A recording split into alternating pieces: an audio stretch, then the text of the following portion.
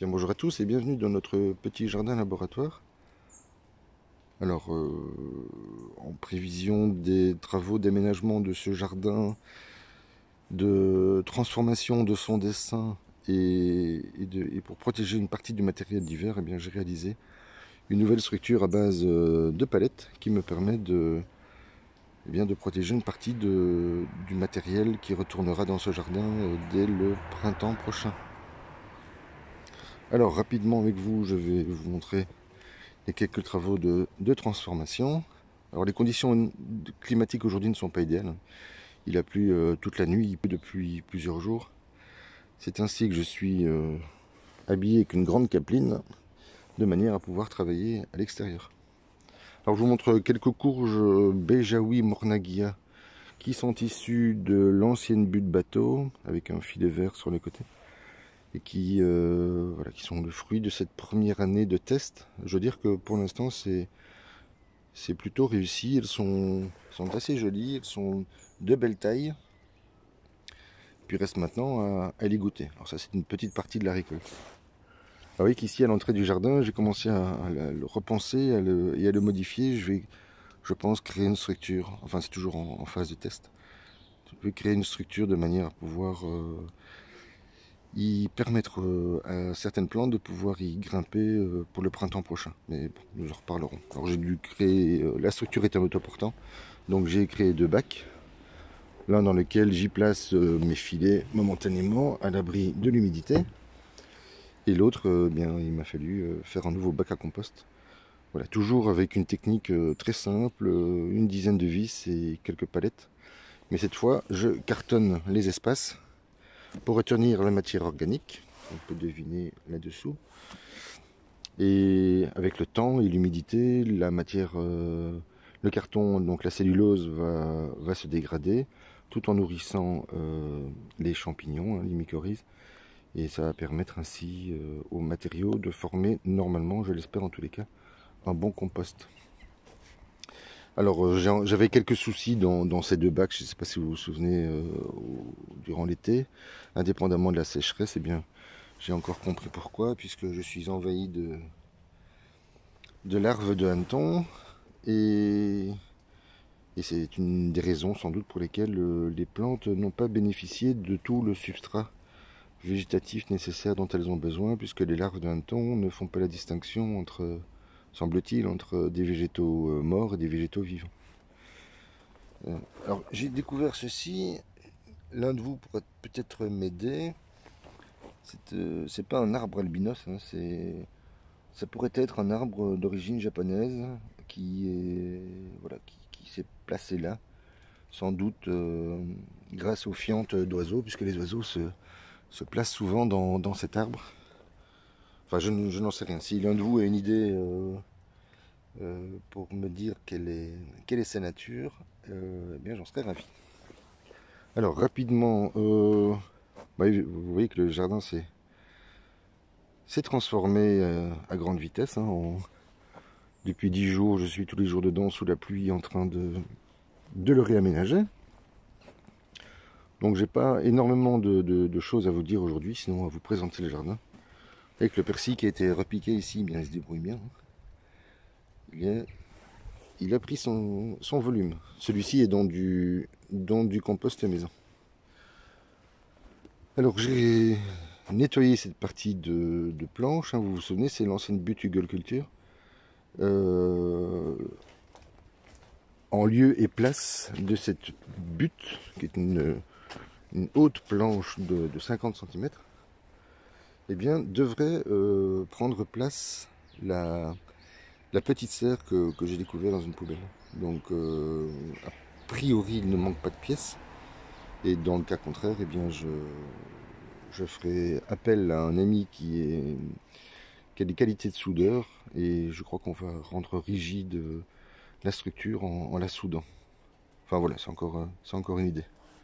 Alors j'ai laissé quelques plans sur la gauche. Hein, vous voyez, dans ces structures de tomates, rappelez-vous, eh bien, alors j'ai évidemment étêté l'ensemble des plants. Je dois encore les nettoyer, mais c'était pour vous montrer que certaines d'entre elles ont dépassé les 4,50 m. Et c'était des tomates tomates jaunes orange marocaine. Alors il me reste ces planches encore à nettoyer complètement. Le travail ici consiste essentiellement à dépailler le sol, à retrouver le broyat de l'an dernier. Et au passage, je vous montre les oignons blancs, voilà, qui vont croître lentement tout l'hiver dans du compost. Le compost préparé cette année. Et la récolte, ça fera début de l'année prochaine, si tout va bien. Ce grand bac a été rempli également. Et donc, je vous le disais, le travail cette année consiste principalement à dépailler l'ensemble du jardin, ainsi que j'ai des tas un peu partout, et de le recouvrir d'un nouveau, non pas broyat, mais un nouveau BRF. Alors, j'ai réussi à en trouver. J'ai trouvé à peu près une quinzaine de tonnes de BRF, ce qui va me permettre non seulement de, de réaménager les chemins et de rendre l'espace un peu plus clair, mais surtout de nourrir le sol, de le couvrir donc et de le nourrir pour préparer un nouveau substrat mycorhizé qui me permettra l'année prochaine, donc au cours de la 3e année, de redessiner l'ensemble des plants. Et le basilic, que j'ai laissé volontairement à l'extérieur pour conserver, récupérer en tous les cas les graines pour l'année prochaine. Alors je vous montre le suivi des haricots avec les poivrons, c'est la fin, hein, j'en ai récolté énormément. Vous vous souvenez que dans la partie gauche, ce sont des plants qui ont été repiqués, alors qu'à droite, les graines ont été semées directement, un semi-direct. Alors dans un premier temps, on avait l'impression que le semi-direct était de meilleure qualité, puis je m'aperçois en réalité que sur votre gauche, les haricots repiqués ont repris de la vigueur, grâce à l'humidité sans doute et aux températures plus clémentes. Donc voilà, je pense que c'est le type d'expériences qui sont relativement intéressantes pour nous permettre de gagner du temps lorsqu'on travaille dans des, dans des bacs comme c'est le cas. Des bacs qui sont en réalité des rehausse palettes. Et vous voyez que j'ai redessiné un peu le jardin en rajoutant des bacs. Hein, l'idée ici c'est de faire un petit jardin médiéval que je vais devoir très certainement protéger à l'aide de palettes pour créer des murs anti-vent. Parce qu'ici durant l'hiver on a des vents qui peuvent atteindre et même dépasser les 100 km/h.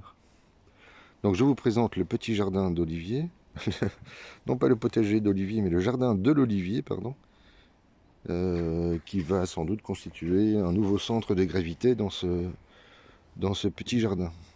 Donc vous voyez, l'ensemble de cette parcelle a été nettoyé et recouvert de ce nouveau BRF, qui est d'assez bonne qualité.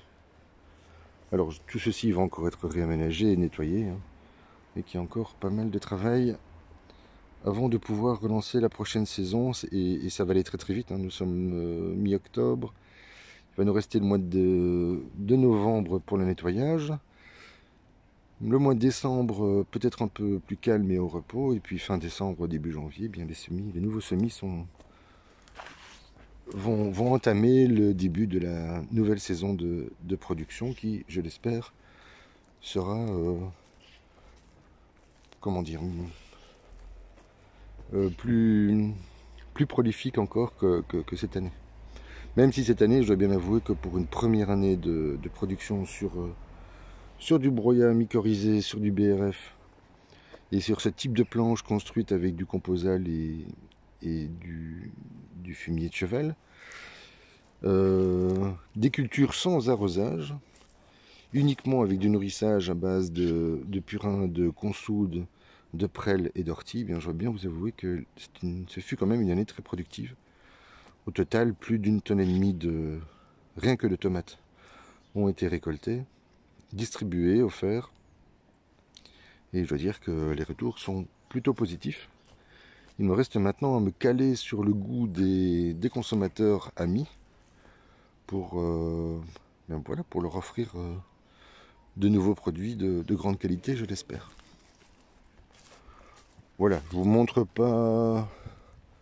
Allez, peut-être, vous voyez qu'il y a encore beaucoup de rangements à faire.